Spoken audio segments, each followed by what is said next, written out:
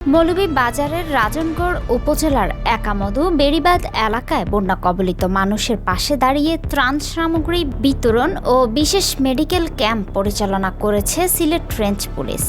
মঙ্গলবার সকাল 10টায় উজিরপুর মৌজার একামধু গ্রামের বেড়িবাঁধ এলাকায় বন্যায় ক্ষতিগ্রস্ত পরিবারগুলোর মাঝে চাল, ডাল, তেল ও পেঁয়াজ সহ নিত্যপণ্য সামগ্রী তুলে দেন সিলেট রেঞ্জ পুলিশের DIG doctor Mohammad Zillur Rahman. Sylhet range police আয়োজিত এ মানবিক কার্যক্রমে এ সময় উপস্থিত ছিলেন মৌলভীবাজারের পুলিশ সুপার মোহাম্মদ মনিরুল ইসলাম।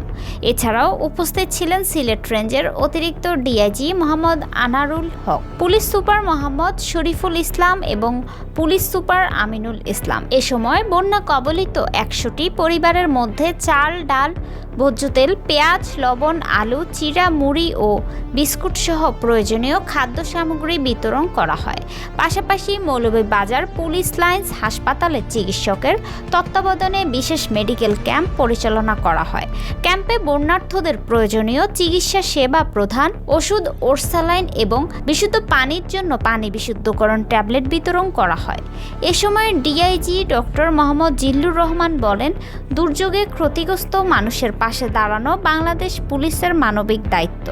বন্যার্থ মানুষের দুর্ভোগ লাঘবে সিলেট রেঞ্জ পুলিশ সর্বাত্মকভাবে কাজ করে যাচ্ছে এবং এ ধরনের সহায়তা কার্যক্রম ভবিষ্যতে অব্যাহত থাকবে।